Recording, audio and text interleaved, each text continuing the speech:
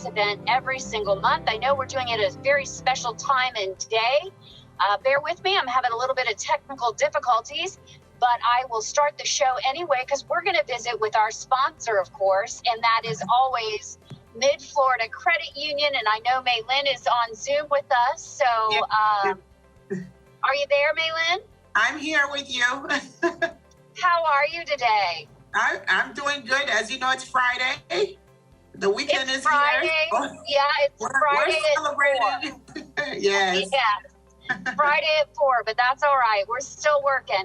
I'm Absolutely. excited about having something in the afternoon. Maybe I'm a whole different person at 4 o'clock. I have no idea. We'll find out today on the show.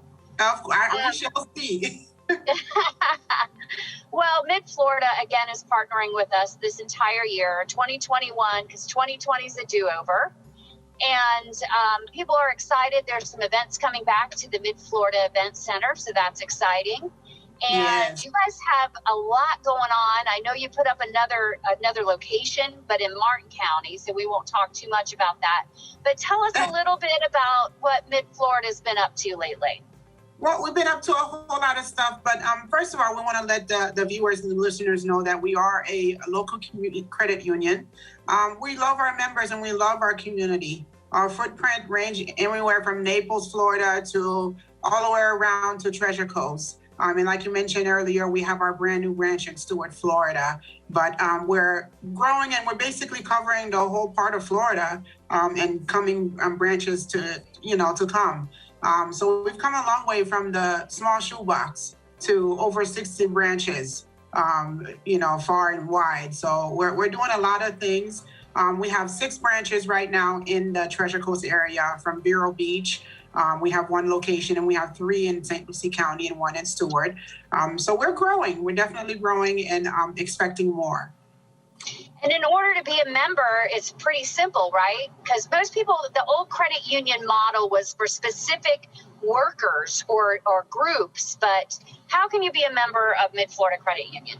We're very basic. We're community-based. So as long as you live in the area, you go to church, go to school, or you work in the area, you live in the area, you can be a member. Most definitely. We're here to serve you. And the uniqueness about Mid-Florida Credit Union is that we're nonprofit. So we work for the members. And you have a right to vote for the rates that we offer, whether it's the auto loans. That's right. I get my little ballot. Yes. So you can go in and say, I want this rate. No, I'm just kidding. Right? Yeah.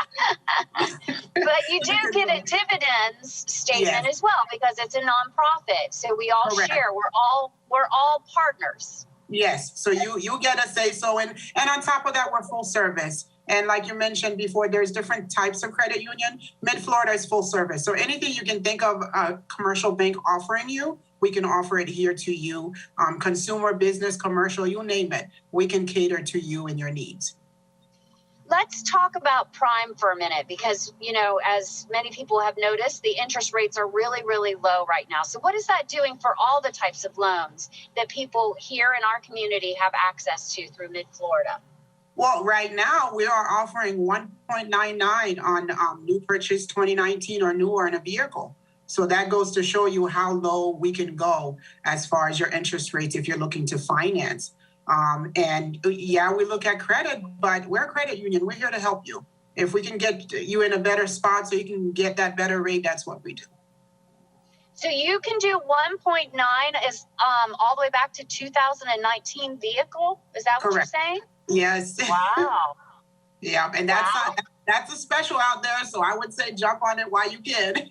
Okay, and I just recently purchased a car, and I think that I need to rethink our loan.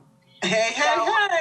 Yes. So often people go into a dealership and they have the dealer shop their loan for them, and you can typically get good deals, but probably not as good as the credit union. But most of the time, you can go back to the credit union and refinance. You can always come back and refinance. But I try to tell people before you go into dealerships, go to your credit union, find out what you can get, and then we can price everything out for you. So when you go to the dealer, it's not such a shocker as to what you're getting and what you're getting yourself into. That's true. I mean, that is really do your homework for sure. But Yes. great stuff. Mid-Florida Event Center, there's something big happening over there that I think the whole community should know about. Yes. So We are getting the Florida Sports Hall of Fame is coming to the Mid-Florida Event Center. Yes, well, definitely something to look forward to. And as a city, as a community, this is awesome, because if you're into the sports venture, this is where you would go.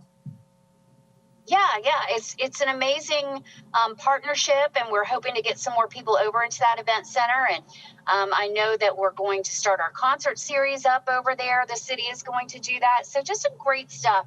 Talk a little bit about the philanthropy that Mid-Florida does. Can you talk a little bit about that, Maylin? I know each person is involved in different stuff, but you guys are very supportive throughout the community. Oh yeah. I mean, I myself is part of the local Rotary Club here. The one that meets at noon. We know there's two different ones. But yes, we take a part. And again, we love our community. We love our members. So we participate in as many community events and functions as possible. So anywhere from your Rotary Club to Boys and Girls Club, to Women in Leadership. So different venues. And of course, with the chamber, as you know, as we can see, we try our best to get involved, so that not only as an institution we're doing our part, but we also lend a hand to others, small businesses that's looking for a better place to venture into. Absolutely. Well, good stuff as always, and we appreciate your partnership. I can't stress that enough. I know Shrita Walker from your office sits on our board, but we just really appreciate everything that Mid-Florida does, not just for the chamber, but for the community. And I think that it's really nice that we get to feature you here once a month and talk a little bit about what you all do. So thank you for being with us, Maylin. I appreciate it so very much. Yes, as do I. And we love it too, because, we got to let the members know we're here for them. Yeah, you gotta know that we're here, and you gotta know what you got to offer. So it's all really just great stuff, and really nice to see you. Yes, even if you can't see me. I know. We'll see soon. All right, Maylin. Thank you. We're going to take a short break, and then we'll be right back with the City of Port St. Lucie's Mayor, Gregory Oravec. Welcome back, everybody, to Coffee with the Port St. Lucie Mayor. I'm Teresa Aronson, and I'm joined, of course, by the one, the only mayor of this beautiful city, Gregory Oravec. How are you today? Doing great, thank you. It's nice to see you. Yeah, it's nice to be here. I like to come in. This is one of the few shows that we have been doing in person for a while, because we have the ability to distance. Most of the other ones are in the studio, and they're kind of small. But I look forward to it every month because I get to get out and see people. Well, we're glad to have you, and it's always a pleasure to do our little show together. We are in the afternoon. So as you know, for many years now, I've been advocating for a different time than just the morning 8:30 Coffee with the Mayor. Yeah. So we're at the happy hour time. I love it. We're just not in the happy hour place, and we're not quite to happy hour conditions. But I think the way to get there is clear, and it's just we need to continue to see the vaccination effort improve and more people be able to get shots as quickly as possible. Yeah, I know that is an ongoing battle, and people want answers. I don't know if there are answers, but I understand the frustration for sure. And I think it still shows. Here we are in February, if I'm not mistaken, and we are sans audience members still, which is a shame. We had a couple last month, which was nice, but I do like doing it in the 4:00 hour. I had a meeting earlier today, and people said they would pay money if you and I would have drinks up here while we did the show. And I said to them, I doubt that would ever happen. Just not here. It's like I said, we could do it in the appropriate venue, but margaritas with the mayor. Yeah. Or martinis with the mayor, I would probably go vodka martini. You would? I would. When I drink, it's very rare, but when I do, it's usually a Grey Goose. So Ooh, fancy. just not, the dais is just not the place for No, it. it's But just- there are appropriate venues in the city of Port St. Lucie for such things. I think it would be odd if people tuned in and saw us knocking them back here Yes, at the yes. dais, in city chambers. I am not a big drinker either, as you know. So when I do, I feel like I have very little filter as it is. And I need nothing to make me have less of a filter. So I'm not sure that that is in the cards for me. The happy hour unfiltered show, when we can socialize, Yes. we will have to make that a to-do. With no filming. Is that possible? Sure. Okay. Sure. I like it. But anyway, I think it sounds like fun. I'm glad we're doing it at 4. It's unusual and it's kind of nice. So hopefully people are turning in. We should create a drinking game for those at home, not for us. But since it's 4 o'clock on a Friday, every time we say pivot, And vaccine. vaccine, that's a better one. You're much better. Every time we say vaccine, for those of you playing along at home, just not you and I. No, definitely not. Very good. What do you got on your mind besides vaccines today? I know. That's really the number one thing. Yeah. And it's funny because I'm attending 2 virtual conferences today. So U.S. Conference of Mayors is having what would normally be the D.C. meeting virtually. And a big part of that has been messaging and communicating and what mayors can do to help with the vaccine rollout. Vaccine. Drink. That's twice. 2. Yeah. Yes. So what can we do given that in Florida, as in most states, the cities aren't driving the process? No. Federal government is giving vaccines to the state government at the tune right now of 13.5 million vaccines in total nationally. Yeah. For the next 3 weeks, they're forecasting now in 3-week blocks. So that's as far as a heads up that the state can get. And that's 13.5 million total, not 13.5 million For Florida. for Florida. Right. That's 13.5 million allocated based on each state's 18 and older population. Since right now the vaccines are only indicated for adults and not children. So that's how it's being distributed. And then once it gets to the state, then each state decides how the vaccines will be provided to the people. And of course, in the state of Florida, if you've been following the news, then you know that Governor DeSantis, he is providing for the rollout of vaccines in Florida. And he has a press conference usually a few times a week where we get updated. And that information is more directly provided to the county health departments. And so then the county government, not the city government, the county government is working hand in hand with each of the departments of health. There's a Department of Health office in each of Florida's 67 counties. We have a St. Lucie County Department of Health office. So the county works with them hand in hand. So you got the county commission, but really the county administrator Tipton working with Clint Sperber, who's the head of, Yeah. you know all this, but this is for the people at home, of course. For sure. And then we try to support them to the greatest extent possible. And we just provide support ideas. And I dare say that I probably provide some pestering on where we're at. No way. Yeah, well, if there was ever a time for us to be the best and lead, it would be in this historic challenge, in this moment of meeting the challenge and being the very best that we can and doing the very best. And coming back to that virtual conference in the messaging, one of the mayors said, I get up every day thinking about the vaccine because potentially every person that gets the vaccine is saving a life and it's helping us get back to normal, Right. which is what we should all want. And so that really is the number one thing. And the city of Port St. Lucie, one of the best things we can do is just share information. So, this whole time we've had a cityofpsl.com/COVID-19 landing page. And now on that page, but also at cityofpsl.com/vaccine, we have all the vaccine information of which we're aware.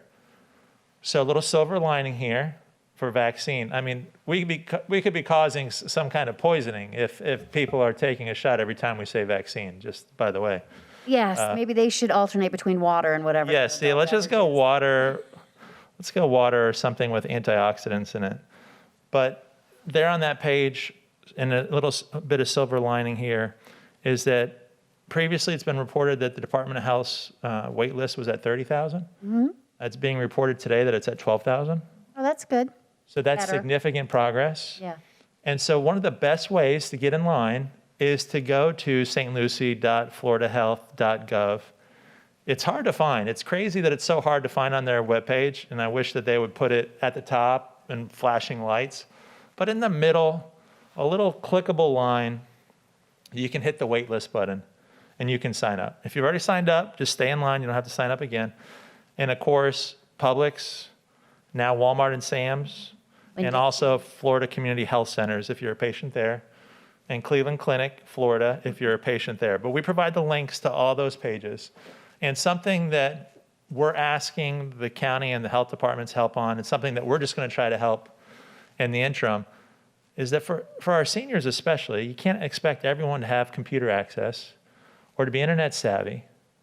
I don't see how we can expect a 100-year-old to be up at 6 a.m.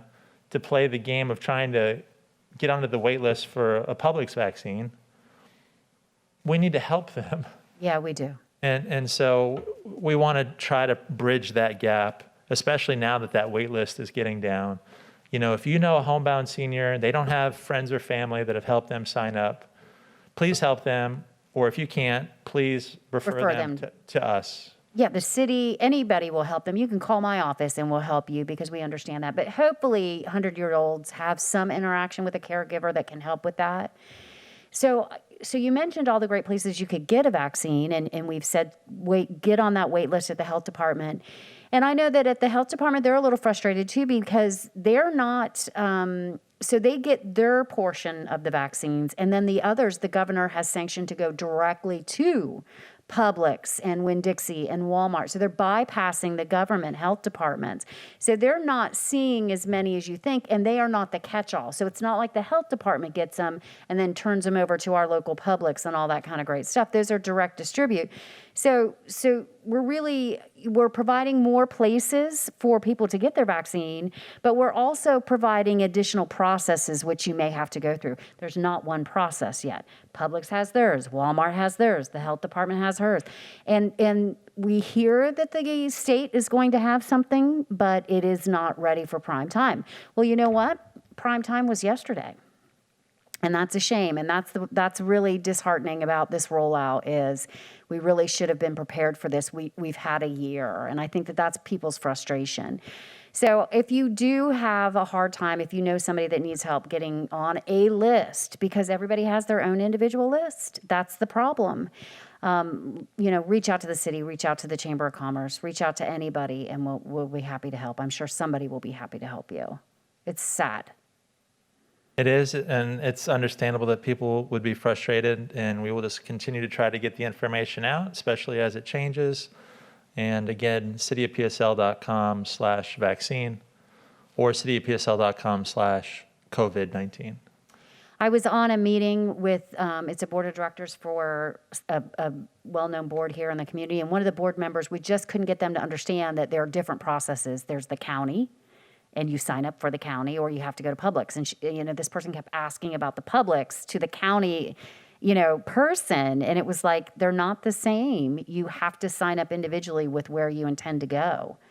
And then imagine all the people that maybe are signed up at multiple ones trying to get in. So we're clogging up the system by not having a uniform system for all. So that breaks my heart, and I think that makes it a little bit harder to get the vaccine. So the real challenge is the supply. So Yes. You have the supply, and then you have, the logistics of actual delivery and shots. And so the supply continues to be an issue. And so hopefully for the next 3 weeks, we know that 13.5 million or so vaccines will be distributed per week. And then hopefully after that, the look ahead is going to get longer. And so that'll help the system. And in order to get more, so you got the federal supply going to the states, and then to get more shots in the arms, once there are more shots, the Department of Health here in Florida is trying to recruit doctors to be part of the Florida Shots program. So if you're a doctor out there and you're not part of the Florida Shots program, that's something that you could pitch in by signing up for that program and help get the allocation of shots that does exist into the people who need them. And for this thing to work, we all need to get All them. hands That'll on be deck. that'll be the next issue. But so that really continues to be the main thing here, Teresa, that I've been working on day to day, and I think that many elected officials and appointed officials have. I'm sure you feel responsible, even, and you can't really, move the needle more than just say, look, you need to move the needle. I mean, put that in perspective, 13 million for the population of the United States. It's a drop in the bucket. It is. Well, I mean, I can just, on a personal level, it's, and you may be able to relate to this. Hey, when have you been really frustrated in your life? It's when you do not have control of your own destiny, and when you feel like you can't even really influence it. And so you would expect that the mayor can certainly make things happen. So we see it on TV. That's all. Yeah. Mayor just picks up the phone, asks someone to do something, and it gets done. So in this case, we are the government closest to the people. The mayor is a ceremonial head of a local government, and you would expect any mayor or me to be able just to make it happen. And especially when you agree. Yes, I agree there's a problem here. Yes, we can do better. Yes, we should do better. Yes, we will do better. But so many of those letters and calls go unanswered, and you just feel frustrated. And then you just double down and figure out how you can help, how you can make a difference. So, I went to Mr. Sperber, and okay, well, the Florida Shots program, that's a way that the additional allocation that we do have, that might be a way to increase the size of the pipe of vaccines, the bandwidth, if you will, the number of vaccines our community gets. So again, if you're a doctor and you're willing to participate, please sign up for the Florida Shots program. And if you don't have information on it, we could get you started by contacting me at mayor@cityofpsl.com. So that, just you try to find constructive ways. And then, so the missing seniors, especially now that the wait list is down from 30,000 to 12,000, let's make sure that no one's getting left behind. And so you just try to work on the edges and try to influence the process. I will say that Representative Trabulsi has really been great. Good. And very responsive since she's taken office. And I've been sharing with her some of the analysis that I've been doing based on Florida stats of where we are as a community compared to the other 66 counties in the state of Florida. And she's been on it. Good. I know her well, and we are friends, and I know that she is very earnest, and she really does want to do the absolute best job for her community, and she will put in the work to do that. So I think we are very fortunate there. Good. I have had a frustrating thing, and I know it's not vaccine related. I'm not sure if we have questions. We do have questions, okay.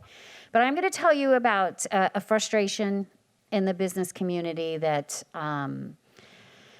I have had recently, and I just got a phone call from one of my small business owners. She actually owns 2 small businesses. But of course, here in Florida, on the last election, we voted a constitutional amendment in that we would raise our minimum wage to $15 an hour. It's within 5 years. We have 5 years to get that up to $15 an hour. And some of my small businesses are panicking, now because that is a lot for them. And some of them employ 16, 17-year-old kids, and they're not quite ready for that. So I'm not sure. I understand where people need to make a livable wage, but I'm not sure all jobs are meant to be a livable wage. Some jobs are starter jobs for kids to cut their teeth, and they're not necessarily in need of a livable wage. So my thoughts on that are, apart from what I'm going to say next, is what bothered me was they were unaware of that amendment when it came on the ballot.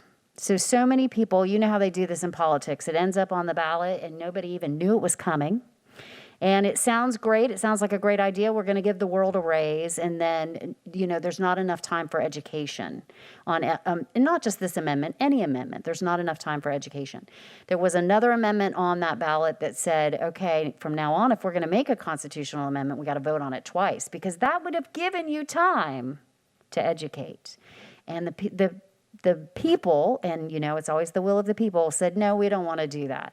So I think we lost out twice, honestly, with the inability to have education before it was time to vote. It was like the amendments were announced and, 3 weeks later we got to vote. Well, that's not enough time if you're in my position to get out and try to educate the masses on what the repercussions of all of these amendments are going to mean for you as a citizen, for your businesses, for your quality of life. So I just want to say, this is my PSA today, and it's weighing heavily on me, is if you're not sure about something when you go to vote on it, please try to find somebody, some organization, somebody you trust. Do the research, because things that sound great aren't always great, and they kind of trick you into that. And sometimes, and you've seen it before too, they put two things together where if you say one to, yes to one, you have to say yes to the other, and one might be a slam dunk, and then, you get both when you didn't really want the second one. So I think that voter education is really weighing heavily on my mind right now, because I was disappointed in some of the things that happened last time. But, we live in a democratic, we live in a country where you get to vote. How about that? That's probably the more accurate assessment. So that was weighing on me. I just had to get that out, because I had that call yesterday with this poor woman, and she was really she was near in tears, and she didn't even know about that vote. Didn't even know about it. I can agree with you 100% on education. Mm-hmm. Not enough time. Not prepared for a policy debate on the other issues. May not agree with you on those, but no, and that's fine. Yeah, we don't have to debate the policy, but 100% on the education and being involved. Yeah, it's the education that's really bothered me. Regardless of what amendment or policy, it's the ability to educate the voters. It's to have any say in what happens. It just comes and it goes so stinking fast, and I feel that the people lose out. We can agree to disagree, but at least you have the education. At least you said your part, and I've heard both sides. So, what a bummer. Yeah, I would just encourage that everyone have a newspaper of record in the state, a newspaper, whether it be TC Palm or a larger metro paper. So I like to read TC Palm, but then also the Tampa Bay Times. And they have voters' guides in those type of periodicals. And I just would encourage all voters, at a minimum, to start with the voters' guide and then go from there, depending on where their interests are. Any voter's guide, the League of Women Voters does it, when we do. Everybody, there's many. Just at least read one, just one. All right, we have lots of questions, I see. Yeah, so Herbert Thompson asks, why doesn't Port St. Lucie have the Riverwalk music on the weekends? More people able to enjoy it. And Herbert, I think that's something that you will see over time. So please bookmark, if you haven't already, cityofpsl.com/theport. And you'll come up to the Port District page in Pioneer Park, and there is a performance area built right into that boardwalk. And of course, right now, due to the circumstances, we have some special events, including River Nights, happening at that very area once a month. But we're just not at that level of promotion where we're going to encourage large gatherings on a weekly basis yet. But I do expect that that'll be part of the program moving forward. And of course, there is a waterfront restaurant program for that site. We had Manatee Island signed up, and that would have brought a lot of action and nightlife to the site. Unfortunately, COVID-19 put the kibosh on that. So we'll have to circle back to that after we get through this thing and things stabilize, especially with restaurants and retail, so to speak. But look for that in the future. And we will be promoting that. But River Nights is happening. That's Absolutely. I don't think the River Nights has a landing page, but does it? /River Nights? So let's check that out. cityofpsl.com/River Nights. Yeah, we'll just. So hopefully, Herbert, you were there, man. 1,200 people at River Nights. That's Thursday nights, right? It's the second Thursday of the month, I believe. River Nights didn't work. What do you think it is? /River Nights? No, it's always /, leaning into it. Oh, okay. Uh-oh. Technical difficulty? No, it's just, this is a test of not the emergency broadcast system, but our system. So it sounds like a landing page that could be made. Or needs repair. But it is what Thursday of every month? Second Thursday every month.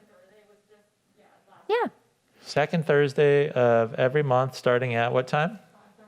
5:30. And this last Thursday, we had 1,200 people, you're Yep. stating. Well, I hope they were properly distanced. It's It a is good outside. place. All right, so do us a favor and just get the direct one. All right, we got another Awesome. one. So Jessica Swords asked, has the rental assistance been opened back up for residents in St. Lucie County? Not to my knowledge. I just visited the page, St. Lucie CARES Act page, and it's still reporting as being closed. So we'll get an update for you on that and post it. I mean, the new CARES Act at the federal level hasn't been enacted yet, so I suspect we'll have some more funds trickled down in the next few months, don't you? Yes, and there's another round being contemplated right now. I believe passed the House, is going to go to the Senate next week, Yep. and that would provide for a direct allocation to the city. So there's a good chance that could happen. Of course, with the first allocation, we contracted with St. Lucie County to provide for the bulk of that. So Right. there was one portal. And visiting Recover St. Lucie, it says current applications are closed. If additional funding becomes available, applications may reopen. And I think that that's confusing because the PPP there's been a second round of Correct. PPP. That was approved in December, I believe. Yeah. Yes. So I think that people are thinking that might include everything, but it really is just sort of the PPP right now, the payroll protection program. This next one, I have an answer to that one, but as it is your show. Go for it. Well, as you know, you are the mayor of PSL, so this is your domain. But I am a county chamber, and so I always look at things from a county viewpoint. And there is a beautiful mountain bike trail in the county. It's the county unincorporated, but I feel we're all one. No, give it. Yeah, Yes. absolutely. So you can definitely go to stlucieco.gov, and it's just, it's sort of by, it runs into Jenkins, but it's really out, I want to say Virginia. So it's really, it's beautiful. What's the name of it? I can't remember, and I don't have my phone. I put my phone in my purse. But it is part of the St. Lucie County Parks and Rec. And then there's a private mountain biking enterprise out that way that sort of runs at the end of Edwards. There's some access points there. So there are mountain biking trails in St. Lucie County. In fact, we have people that come from all over the nation to come to one of them in Fort Pierce because of just the beauty of it and the challenge of it. So it is not technically in the city of PSL, but it's in St. Lucie County, and it is certainly accessible to every resident of PSL. So if you can find that one, maybe we can put it in the Facebook. Thank you. But it is at stlucieco.gov, Parks and Rec. You have it, Sarah? I don't have that, but I do have an update on the emergency rental. All right, so we'll close this one out. What I would say is that we do not have a dedicated mountain biking trail that I'm aware of, that I've personally used, but we're developing a facility at the adventure park. So please stay tuned to all of our efforts. We recently adopted a conceptual master plan. I recently did an op-ed on the adventure park. So you'll want to check that project out if you're into any aspect of cycling. And then, while I am not an advanced mountain bike rider by any means, I have enjoyed riding my mountain bike over in the Savannas and along Village Green Parkway, and then also at McCarty Ranch. Yeah, So if and you that's wanted to get out there and ride somewhere beautiful, in the leisurely, Florida wilderness, beautiful. The one I'm talking about is like you better know how to mountain bike trail. But yes, you're absolutely right. Savannah's is beautiful to ride around in, and that's for more of a novice. And ask Arian, have you ever been to McCarty Ranch? So McCarty Ranch, it's all the way on the edge of the city, and it's not easy to get there yet. And it's something that I always like to push because it's a piece of what Florida was before it was truly developed. And it's really something special your city is doing. So I'm trying to, I'm always promoting people taking the time to visit it. We have a bonfire hayride event a couple of times a year out there, and it's just spectacular. And there's a disc golf course out there, but it's a great place to mountain bike, to fish, to kayak, to camp. And on the main piece, you can recreate, but then on additional couple thousand acres, we're building with the help of the Florida legislature, DEP, South Florida Water Management District. We are building water storage and treatment area. We're going to keep 10 billion gallons of water out of the C23 and therefore out of the St. Lucie River and Lagoon. And it's just something special the city's doing. Not many cities do projects at that scale. So it's just something to be proud of if you're a resident. And so there's a million ways to enjoy it, including mountain biking. So please check that out. Please ride it. Let me know how it went. Check out the savannas, and then also be a part of bringing the adventure park to life. I have a question actually for you about McCarty Ranch. So when you say you're going to keep water out, but really, are you just filtering the water before it enters back in? No. So let's see here. Let's see what our staff is doing over here with. Because I know that is why you have this retention, but you're just going to keep it there. All right. So if we can we go to this laptop? There's some technical stuff happening here in the studio. All right. All right. So here we are over the city of Port St. Lucie, courtesy of Google Maps. And here we have the C23 Canal, which is the county line and also the city's southern border. Yep. And here is Becker Road. I believe that you live somewhere out here, Teresa. I live on the C23. Won't give away your exact location, but we'll suggest that that's your area of the city. It is. So right now, of course, Becker ends at Village Parkway, right, just past it in beautiful tradition. But if we could just go out there, and eventually Becker will go out here to Range Line and Glades Cutoff. Here's McCarty Ranch, where I'm suggesting that Arian could mountain bike. But this area down here, see, this is actually the first cell that was constructed of 6 cells here, with the 7th cell being over here. A cell think of it as a lake. That's going to hold water. Like a retention pond? Yes. Okay. So to your point, Teresa, we are, of course, any water that hits this area, unlike a rooftop or a parking lot, which would roll off and go into a stormwater collection system and ultimately make it to the river. So to your point, yes, the water that hits this site is going to stay on this site. But in addition to that, we pump water out of the C23. So that C23 canal delivers. You can see how it wraps around, right? The C23. You see the north-south section, and it wraps around and heads east on its way to the river and the lagoon and the ocean. So when the water's at a flood stage, when there's quote-unquote excess fresh water in this system, we pump it out. So we're catching rainwater and we're pumping water out of the system. That water is nutrient laden because it's coming from all the agricultural area, right? And the runoff isn't perfect, unfortunately. No, there's things in it. Yes. And so we bring it through, we're going to filter it, and then ultimately we are going to have a water treatment plant out here. Where right now we pull from 2 different aquifers. We pull from the Floridan aquifer and the surficial aquifer.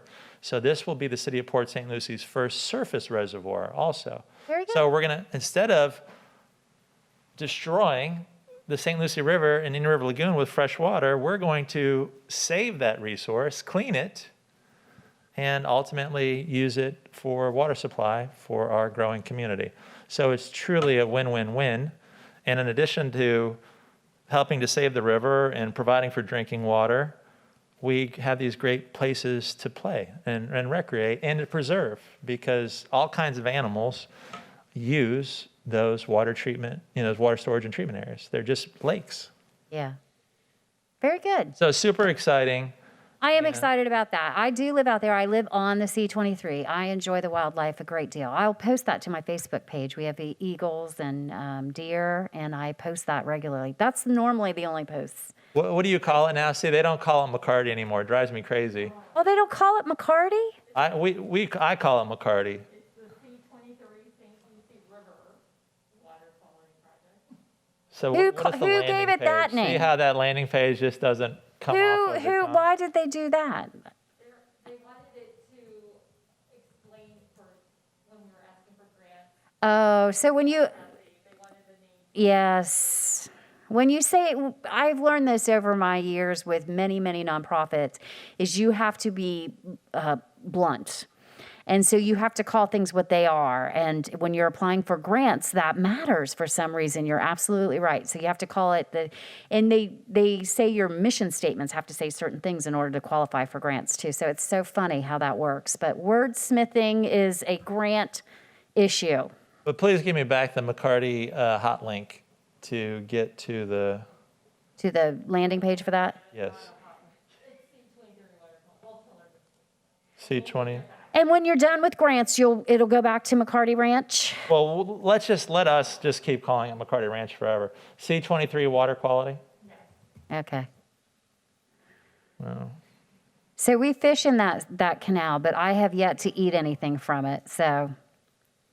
how's the fishing? Do you ever catch? Oh yeah. Well, my husband bass fishes. We have a bass boat. We go all the way. Oh, see, that's neat. Yeah, we go all the way out. If you ever want to go, it's very anticlimactic, just so you know. But you do see a lot of gators. But we went all the way out as far as you can go in the C-23 West. But you can get some great bass in there. Huge bass, a lot of bass.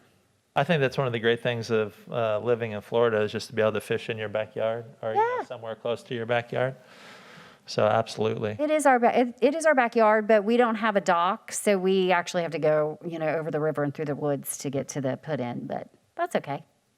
We like it. So I'm going to jump to Brenda Digas' question. Can anyone please tell me why Checkers pulled out of opening up? Yes. The reason why is because COVID sent the franchisee into a tailspin and hamstrung their efforts to open up their stores. And so corporate is actually having to step in there, and hopefully they'll be able to open it.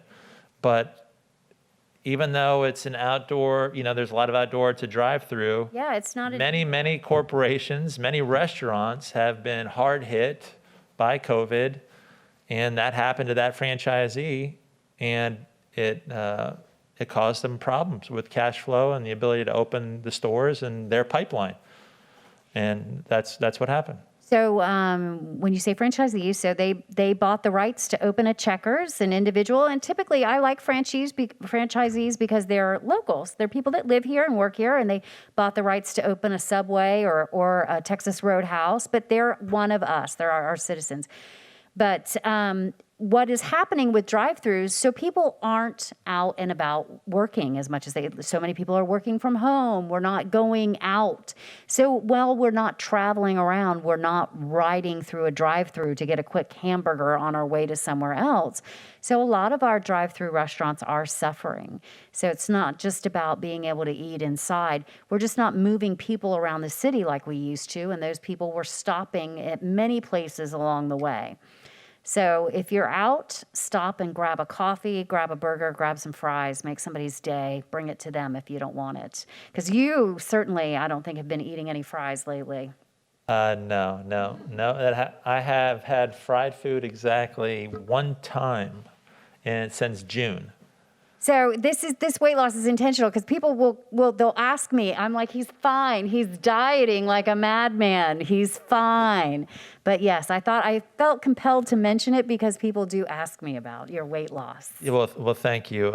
Yes, no, it is on purpose. I have been reunited with my abs, and it feels so good. And thank you. I feel like you're addicted now. You're like, okay, I see abs. We want more. So you just keeps going. But yes. So maybe, so I think 68 pounds since June, and I think I'm going to go for at least another 7. Good. But You feel good. That's what's important. Yeah, I mean, knock on wood. I don't want to put anything into the universe and jinx myself, but yeah, feel great. Every day's a good day, and everyone should take care of their health. And in the first, this is a stressful job, believe it or not. What? And, you get focused on work and you don't take as good a care of yourself as you should. And you're getting older the whole time in the background. And so I had already put on too much weight. And then that first wave of COVID hit last March or so, working day and night, eating filet of fish sandwiches on my couch at 3 o'clock in the morning. Didn't put on a COVID-19, put on about a COVID-18. Yeah, I got you.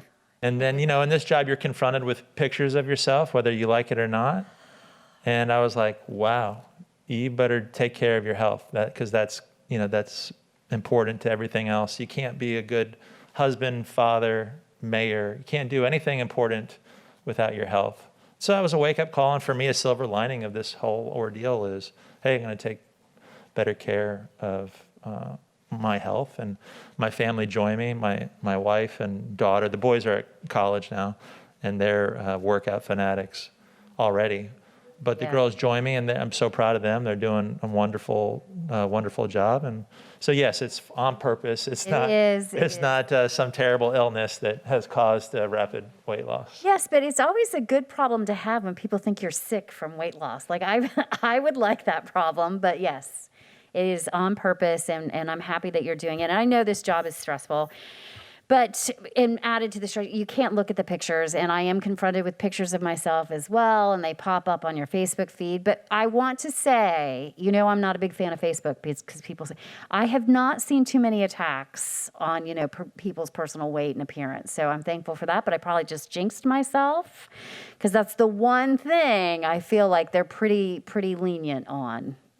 But we'll see. Unfortunately, it's out there. I'll just say that I've seen where physical appearance is attacked. I've seen a councilwoman attacked by a former councilman. Physical appearance? Yeah, likening, that council person to a large marine mammal. So certainly past mayors. I mean, it's... Really? Yeah, it's... I really thought people were better than that, and you've well, we want them... crushed that for me. We want them to be better. You've crushed it. No question. I don't dig into the comments too much, so I wouldn't know if they said anything terrible about me. I really don't. I can't. So I circled back, just found it at cityofpsl.com/water quality, and got to McCarty Ranch Preserve. And I don't know if the staff could bring it up for me real quick. It looks like, have we answered all the questions? Well, oh, there's more. Okay. It's also, we found it, it's C23 project, but I'll get one. So under water quality, talks about a lot of our initiatives, though, including McCarty Ranch. And so here, Trissa, you could see the different cells that are being constructed sequentially, and we're currently on 3, and we're getting ready for 4. So we're making great progress, thanks to our team, our citizens, of course, and our state and federal partners. And so 4 is on the way. 5 and 6 are relatively small compared to the others, and then we'll be building a big lake at the actual preserve, which will be 7, and the shape of 7 might change. But there's all the program details with exactly how much water is being held back. And so anyone who's interested in our water quality initiatives, please go to cityofpsl.com/water quality. So talk about good bass fishing. That lake out at McCarty Ranch is one of the best. There's a big gully right down the middle of it. You can't have an engine on that one. You can only have battery operated.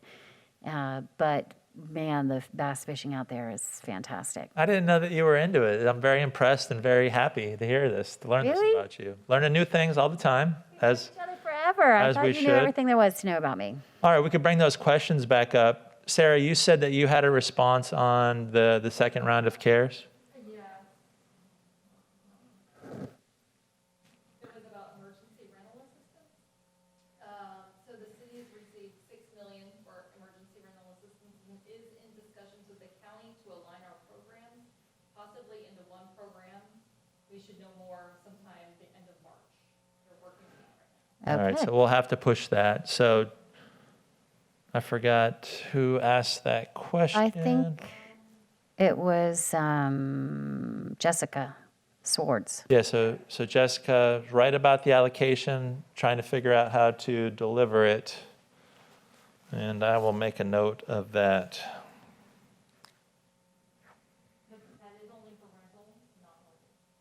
Okay. It's only for rental.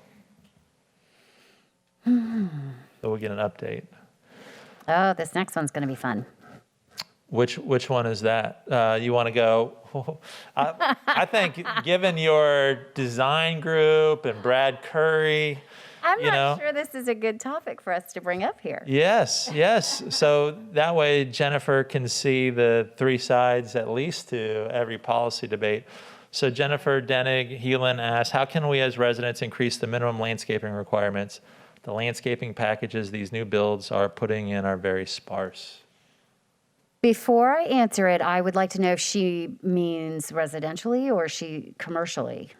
What is she? Right, I don't know if we referring could to? dig a little deeper and find out if it's. Because I'm not for- sticking this foot in this mouth until I know more. But, I can't answer big picture.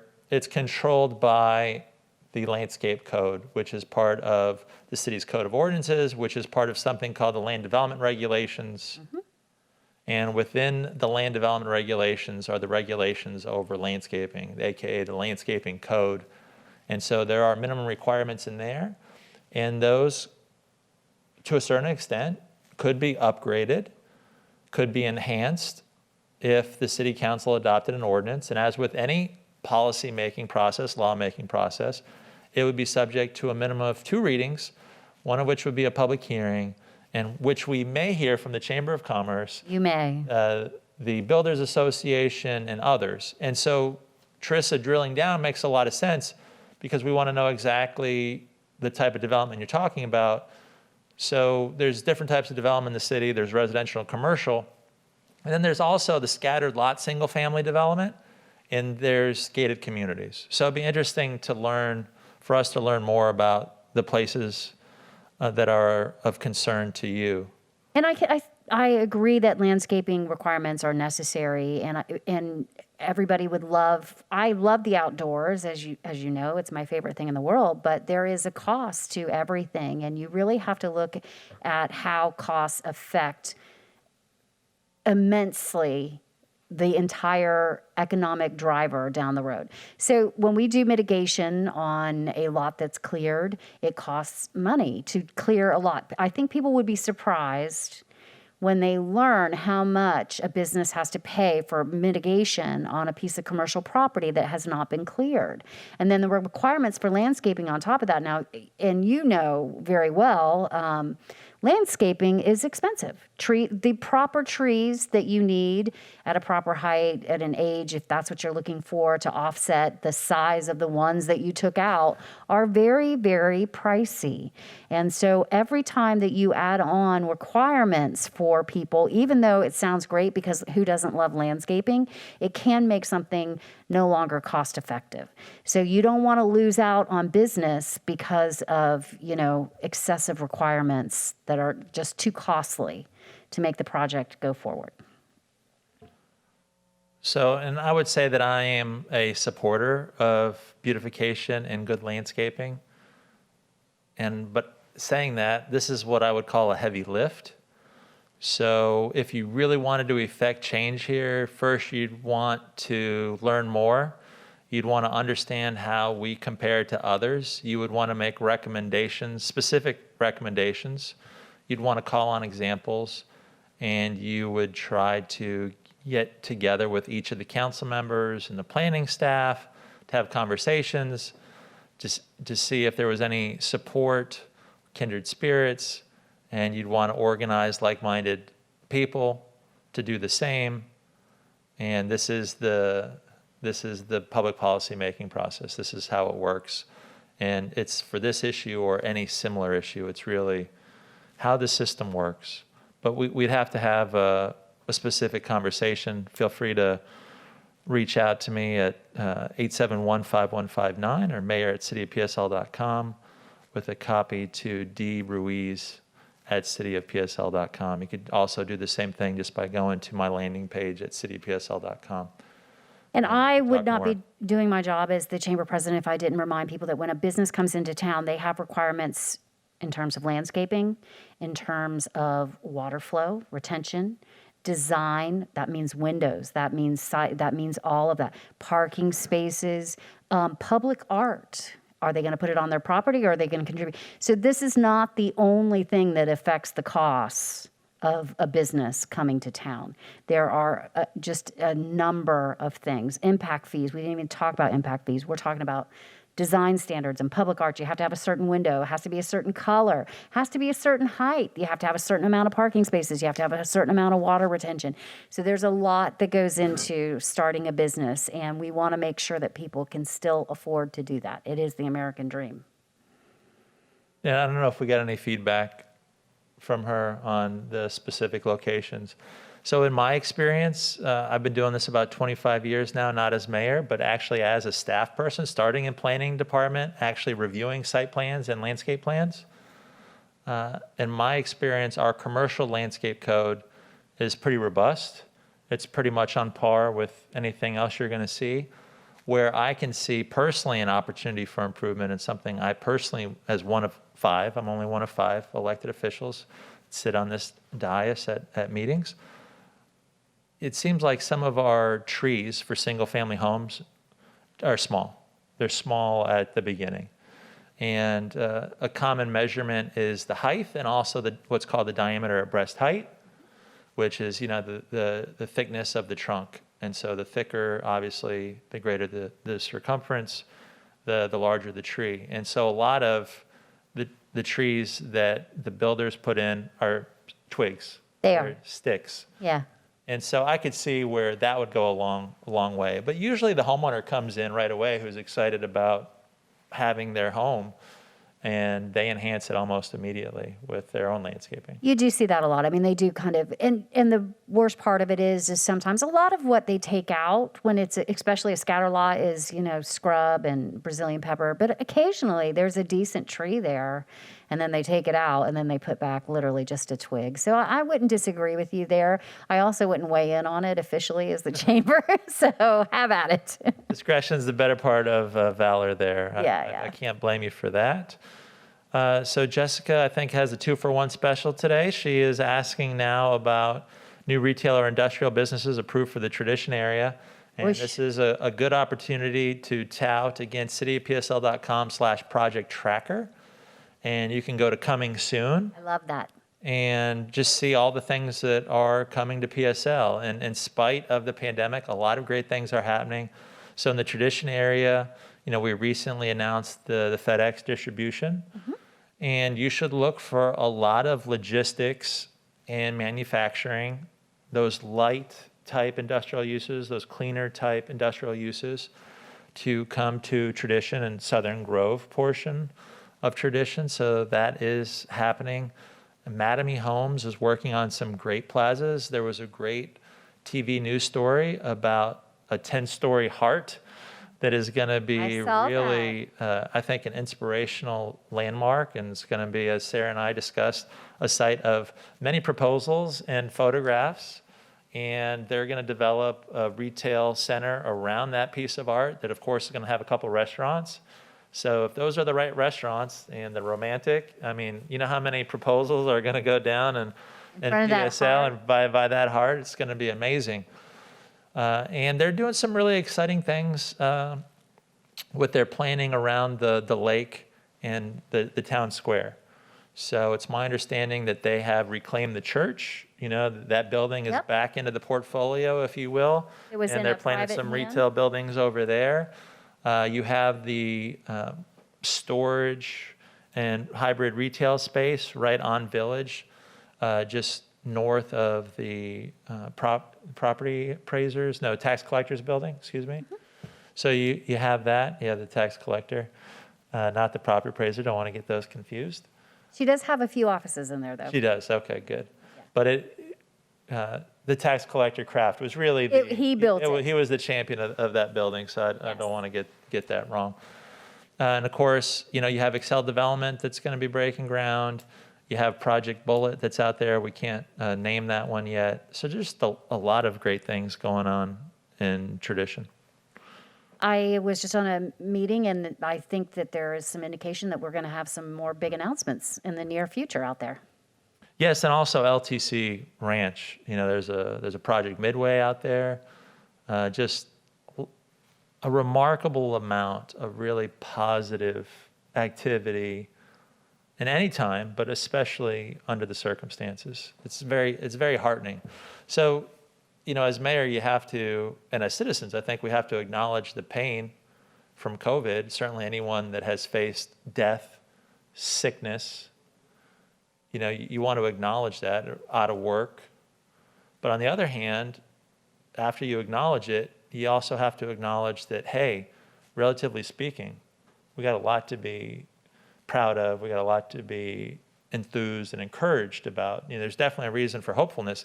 People have lost their jobs, but the unemployment is 5.8%, which is near full employment, and nothing like we faced in the Great Recession when we were at 13%. Oh, we were in double digits for years during that. So there are still jobs out there, and there are people that need help with mortgages and rent and things like that. But there are some resources, and we have to make sure we're doing the best that we can in getting those resources out. But on the economic development side, it's really happening in PSL. It's a very exciting time. Now, retail is shaking out. So retail was already in a state of flux and evolution due to the move to online. Before COVID, it Before was COVID. struggling. But COVID is really, I think, it's hastened that. It's expedited that. Now it's happened. Yeah. Look how many Amazon vans are in your neighborhood now compared to last year. Well, It's a remarkable difference. 3 came to my house yesterday. And what is upsetting to me is I like to shop local, and I love local, but I was throwing a party for my friend, and I couldn't get some things because we've lost a lot of retail, and even in those retail stores, we've lost a lot of product. So, so me, as the head of the chamber, had the Amazon trucks out 3 times yesterday, but I promise you, I did look for them here in the city, in the county. There's only so much you can do as the head of the chamber or as mayor. You can't hold back the greater societal forces. We can try to help people succeed, and sometimes we can be the difference in a coin flip situation, but we're not going to change the evolution of retail from, this transformation from pure bricks and mortar to Online. Yeah. That's sand against the wind. Yeah. So, I want to throw my sand against that wind, but it's sometimes difficult. But in mentioning that, 2 things. One, we have the We Love Local gift card that we're selling, and it really benefits a lot of local restaurants. It benefits the chamber, and it's $20 for $20, plus you enter a raffle for another gift certificate raffle. But it has 19 local restaurants that is good at. So you buy this gift certificate, and instead of it being good at Darden restaurants, which are Olive Garden, it is good at 19 local locations, including Taco Dive, 2nd Street Bistro, all the, just some great local restaurants. So I encourage people to take advantage of that. Makes a great gift, honestly. and that's experiential. That's an experience, going out to eat. It's more than just a transaction. And even with this evolution, I think that's where it's going. Retail is going more towards the experience. So can you provide an experience versus just a transaction? If you can, then that is going to survive and thrive. And I think that's the real opportunity as we move forward. So if you don't need as many strip centers, now they're going to be focused on experiences and services that you can't transact solely online. Of course. Or, it's a lesser experience. Does that mean that we have better locations, better experiences? And then does that mean we need as many buildings long term? Can we save more green space? So that's the interesting question, I think, for all communities moving forward.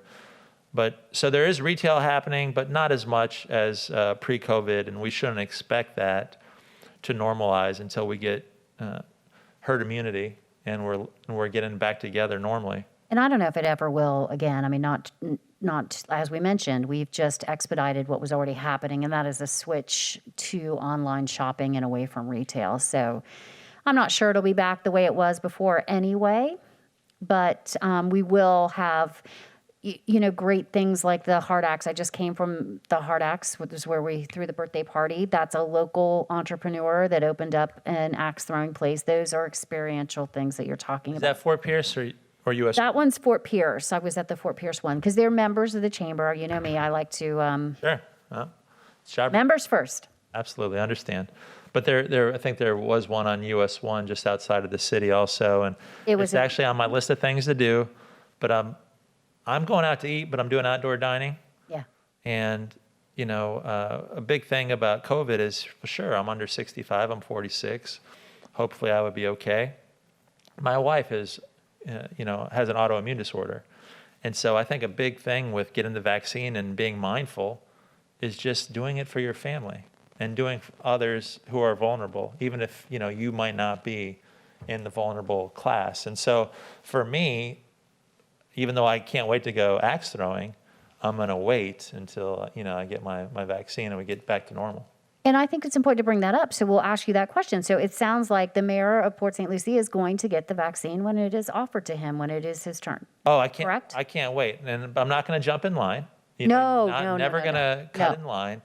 But when it's my turn, gladly, and I'll invite Sarah and the gang from communications to video it. And that, yeah, absolutely. And I have no problem with whatever becomes available. So there's debate, understandably, about which vaccine to get. Mm-hmm. And as it's been reported, the Johnson & Johnson vaccine, should it, receive emergency authorization and be distributed soon, well, its effectiveness is lower on a percentage basis. I think the efficacy is like 67 or something like that. Yeah. But it was tested in Brazil and I believe Africa, and here in the U.S. it was 70 plus. But they're able to say 100% it keeps you from going to the hospital and dying. So again, going back to what the real impact is, we don't do, when people say, well, you don't do this for the flu. Well, that's true. We don't do all of this for the flu. I mean, No. we spend a lot of money and effort to minimize infection, and we have a vaccine for it, but we don't do this. That's right. Well, what's different? Well, death, and then also the impact on the hospital system. That's really, those are the big worries. And so with this, if you can take a Johnson & Johnson vaccine one time, one dose, mm-hmm. and it's 70% effective, but it's 100% effective against killing you, or going to the hospital, you might get sick, but it's going to be more like what you're used to. All right, sign me up. I can't wait to take it. I cannot wait to take it. I can't wait for all of you to take it so that we can get back to normal, truly. So I am an anaphylactic person. I have anaphylactic shock reaction to peanuts. I'm a peanut person. I know it's so passe, but I'm a peanut person. I have been my whole life before, and I'm older than you. So back when people didn't know anything about being allergic to peanuts, I was allergic to peanuts. So there's been some conversation about whether or not it's safe for us to take the vaccine as well. And it seems to me that all medical, evaluations of that say that it is safe. We just need to hang around a little bit longer to make sure that if we do have a reaction, we can get the proper care in a short amount of time. So you have to weigh that. But for me, I'm going to get it too. And I want to do my part. I want to be able to move around, I think, a little more freely. So I've got to do my part as well. So I'm going to get the vaccine, even though I am an anaphylactic person, and hope for the best. And then people always say to me, I get that argument, well, you don't know what the side effects are going to be. Well, if 20 years from now, if I grow horns, I'm going to be in a great class of people. Many of my friends will have horns too. So I'm not terribly worried about it. Well, and I mean, that's actually another argument for the Johnson & Johnson vaccine because it's made with conventional technology. Yeah. It's not one of the mRNA. But it's a personal choice, and I definitely respect people's personal choices, especially if you're young, all that kind of good stuff. I get it. It's a personal choice. I'm not going to try to bully anybody getting the vaccine if they don't want to, but I am going to do it, and I hope people choose to do that. Well, I'm going to encourage everyone. And what's the side effect of getting COVID? Yeah. Yeah, I don't know the side effects. I said to my friend the other day, our mutual friend Brad, I said, well, maybe it'll give me superpowers. I don't know, but I'm going to do it. So we'll see. We'll see what happens. I'm okay with it. So I don't know, Maureen, if you could dig deeper on Betty Bonilla's question about fixing the traffic of Gatlin and Savona. So Gatlin Boulevard is slated to get an adaptive traffic signal system, a smart system that measures traffic in real time. It's part of, I believe, the TPO work program. It's programmed a couple years out.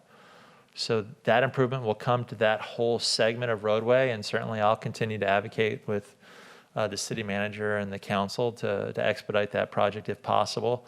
But if you're talking more about Savona itself, I think the city has to answer the question of what these roads are going to be as we build out and grow up, so to Yeah, I was just speak. gonna say, what do they want to be when they grow up? Because there's a lot of roads in the city that are residential that are really used as thoroughfares, realistically. And Savona is one of many that are facing that problem. As we continue to grow and we continue to grow out west, we're just gonna be packing more cars on both of those. So it's going to get worse before it gets better, in that we're continuing to grow in that area of the city, and it's, for the short term, it's going to continue to be 2 lanes. A road like Savona or Rosser, most of Rosser is 2 lane. And then when PSL Boulevard's under construction, you may have people favor Savona and Rosser and things like that rather than taking PSL Boulevard south because it's under construction. They're trying Yeah. to avoid the construction. So I could see the potential with growth for it to actually get worse before it gets better. The city right now is studying something called a mobility fee. And right now in the city, our experience has been that we have an impact fee to address growth. So new development has to pay a road impact fee. So they have to contribute money that would help offset the impact that they bring to the city. But here in the city of Port St. Lucie, the county kind of collects $2 to $3 for every dollar we collect. And then in our experience, they haven't spent any of that money in the city. And it's a big point of contention. So one of the things that we're studying is something called a mobility fee, where we could actually charge a mobility fee rather than an impact fee, and then make sure that that money actually goes to offsetting the impacts of development in the city of Port St. Lucie, and it doesn't go somewhere It would be more like prorated. Indrio Road or Jenkins or something that's not connected to the city and many people don't drive on. And it would allow us to more holistically, more comprehensively deal with these challenges. And one of the questions I'd have for Betty or anyone in the community, our city manager who just came into the room, or others, is what do you want that road to be? What do you want it to feel like? And how do you want it to impact your neighborhood? So what do I mean by that? Well, right now you have single-family homes constructed directly on a busy road that connects a large geographic area. There's limited north-south connectors in that area. And do you want that to be a 4-lane road, like Aroso?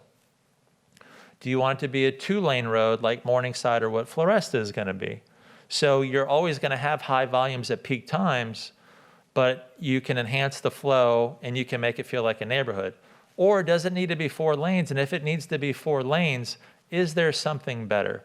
So that's something better that I'm advocating for, even though it's more expensive. I think you get a return on investment in the long run. Is I'd like to see City of Port St. Lucie be a city of parkways.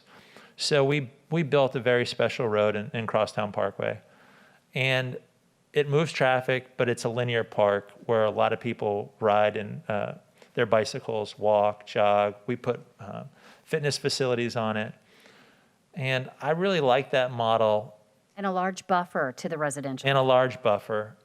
And so I'd really like to see the city get creative on corridors like PSL Boulevard South, Becker Road, and even Savona, where maybe we acquire one side of the road over a number of years.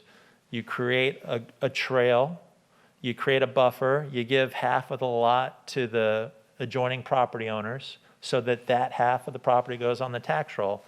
But now you could have a 4-lane section if you need it for traffic purposes without ruining the neighborhood. In fact, you turn it into an amenity, and then if you do it right, not only do you have a better road, now you have the opportunity for golf carts.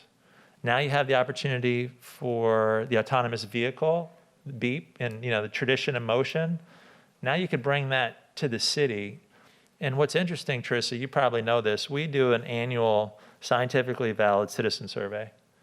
And one of the number one opportunities there, actually, these two are going to interconnect. So let me just say 2 of the biggest opportunities. People want greenways and trails in the city of Always. Port St. Lucie, and they want transit. Yep. And I could have expected the greenways, trails, and sidewalks, but when I first became mayor, I did not understand that transit, it wasn't part of my experience. I didn't love transit. I wasn't looking for transit. I had a car. Wasn't what I personally was looking for, so I had a blind spot for that. But to the people of Port St. Lucie as a whole, transit is important, and it's a unique way that we could address transit and mobility. And so this is a question that's going to have to be answered. So unfortunately, we got to learn more about Betty's specific concern, but it's a big question. The answer, it's not going to happen overnight. And this is a place we talked before about public policy making and the process. People need to get involved with this and make sure that their voice is heard. But I have a bigger dream for us on these corridors and transforming the city. I think that being a city of parks and parkways could be part of the essence of Port St. Lucie. And could serve double duty, these areas. And you and I agree on that, and we've talked about that before, and we definitely agree on that. But that also goes into what I talked about earlier when we were discussing the amendments. There needs to be an education period so that we can explain to the citizens, if they're going to be a part of this and they're going to be for it and understand that it is going to cost more money in the long run, but this is what we get from it.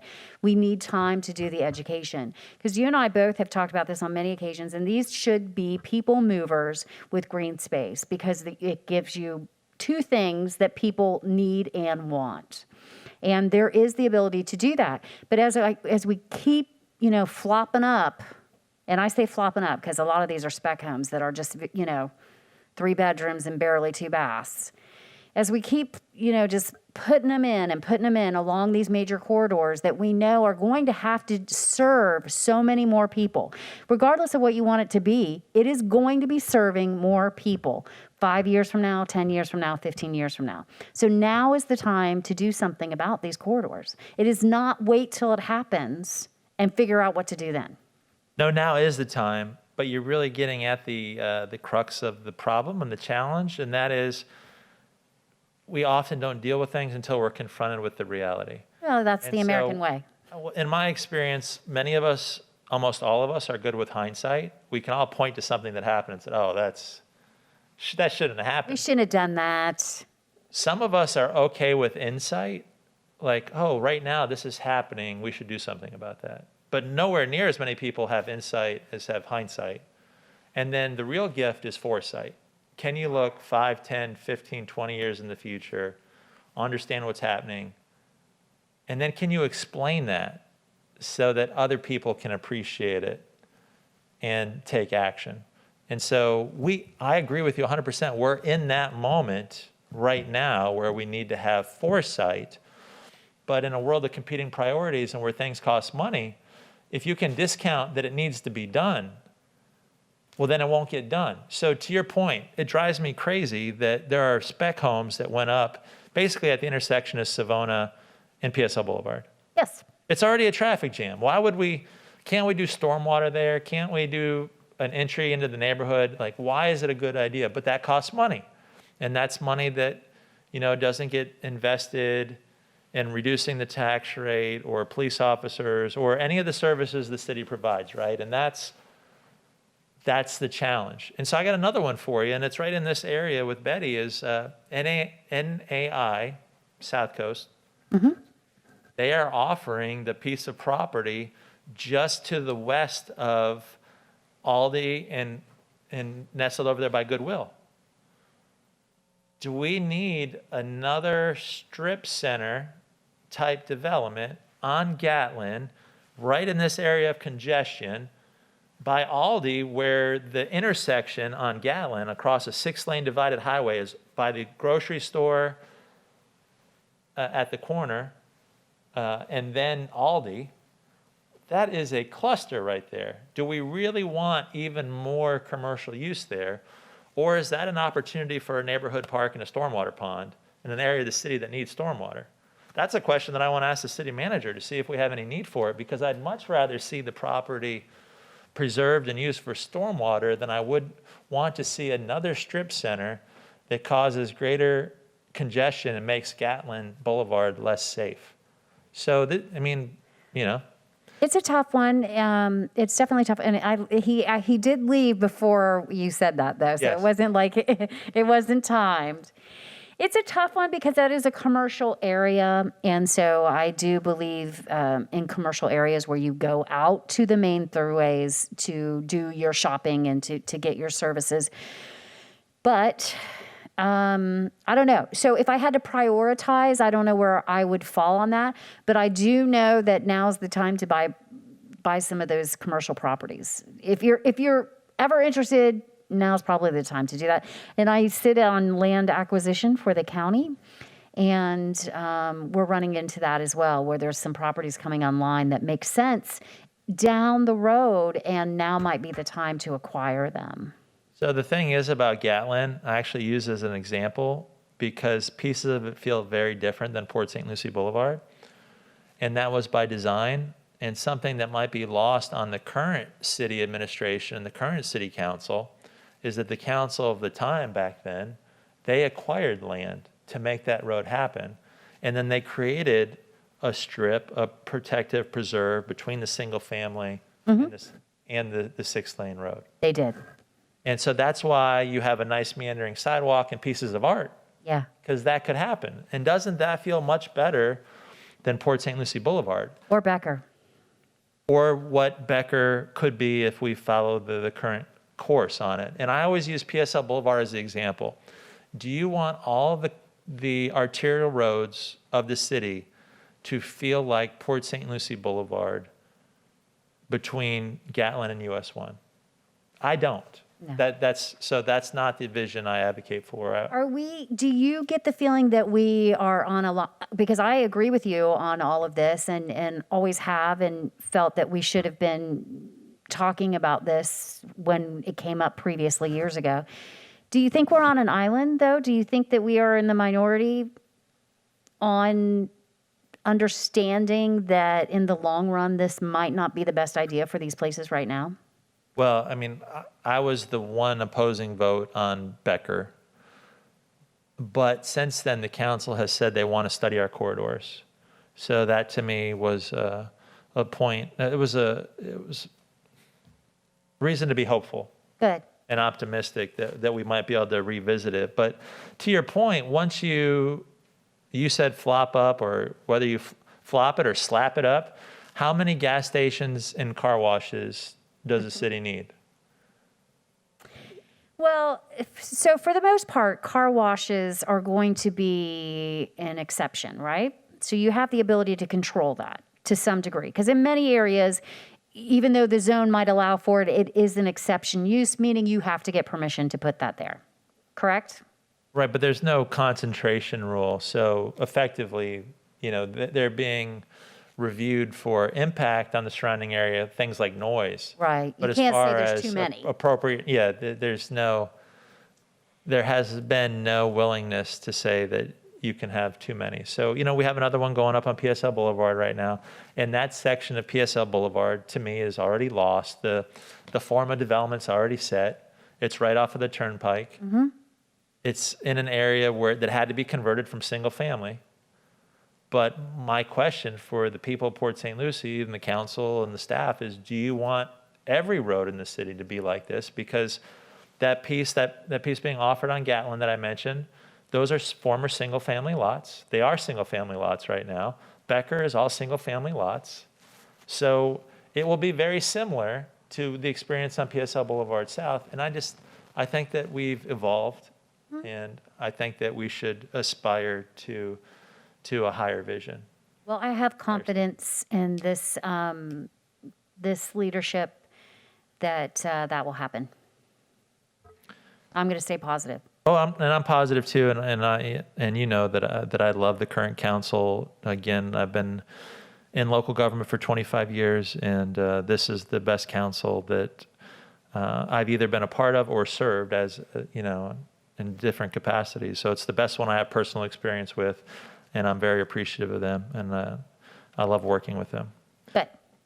So we'll see if we can have a greater conversation with Betty, and she can always reach me. And That was like a half an hour on traffic, so I feel like yeah, we'll close it we'll close it out with Karen Levitt McDonald. Any idea of what will be moving in the St. Lucie West Publix when it closes to relocate to its new location? No, I don't know yet. We'll have to keep an eye on that realtor's landing page for the plaza.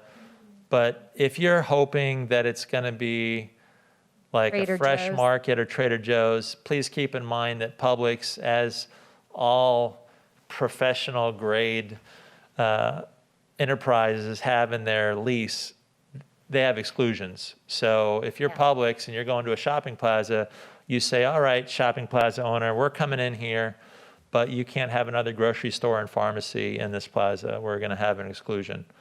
And so if you're hoping for Trader Joe's or Fresh Market or fill in the blank, I'm sorry, Whole it's Foods. not Yeah, going to yeah, be, yeah, it's it's not not going to be gonna Whole happen. Foods. I do want to say one thing. I want to give kudos to the city for coming soon. So coming soon is just sort of a new name for this landing page, but I think it makes it so much simpler. But then the landing page itself lists the projects. And my favorite part is there's a little map link in the first paragraph where you can actually go to a map, find your house, and find little dots all around your house of projects and what stage of the project they're in and what the name of the project is. Now, it doesn't always say Publix. It might say the corporation that holds the, because they're the actual applicants, but it sure does tell you a lot. And I've been able to explain this much more easily to people when I say, go to the planning department's web page, landing page, cityofpsl.com, planning department, coming soon. Click on that. It's pretty self-explanatory. So I think you guys have made great strides in making that user-friendly, because it typically was a tool for people that were in the regulatory business, but now I feel like the general public can have at it. Are you going to that? Yeah, I'm just there in tradition, clicking on stuff. Yeah, it's nice to say, okay, oh, it's a car wash. What's this? What's this pink bubble going to be?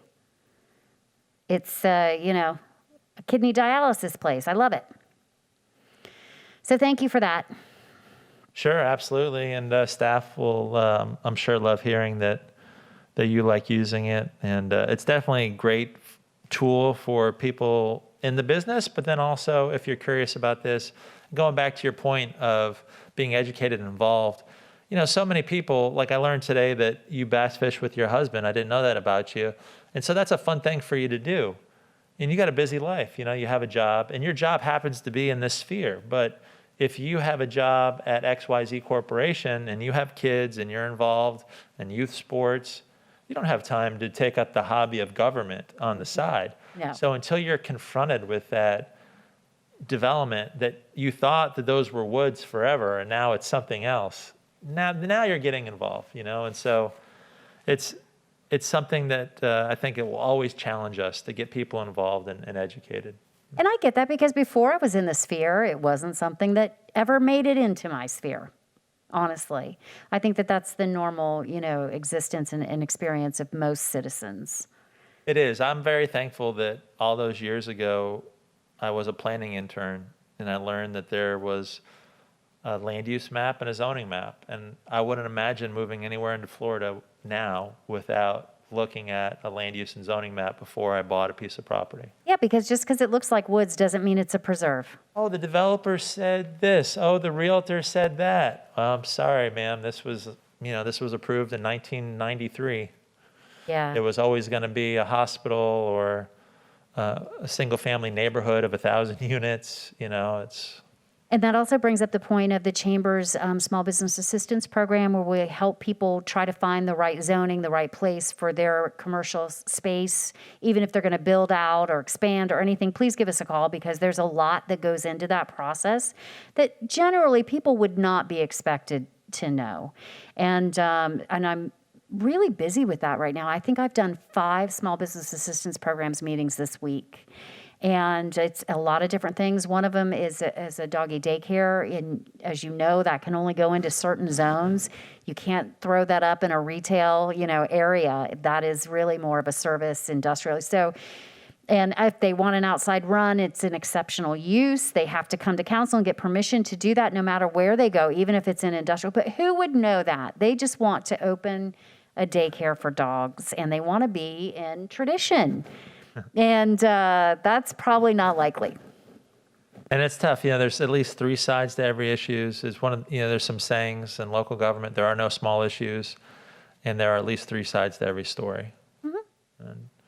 And so even with the dog runs, is it a kennel? Do you have barking dogs? There's things. Is that compatible with the single family homes next door or the bank next door? I was just gonna say, or the bank, or the Target, or there are many things that have to go into this process, and I can't imagine that any one person would know them. Some of our friends that are in this business still have to look things up and check it out. So come see us. It's free. You don't have to be a member. We just really want to help you get your business going. Well, thank you, ma'am. Thank you. For stopping by. Thanks for being open to having it today, since we have the retreat next week. And I enjoyed it. I feel very awake in the afternoon. Although City Hall's been closed for some time, we might have went a little long. well, that's all right. We had questions to answer. So thank you. Thank you to the people of Port St. Lucie, and thank you, Sarah, Maureen, and our communications department. Look forward to seeing you next month. All right, everybody. Have a good time. Stay safe.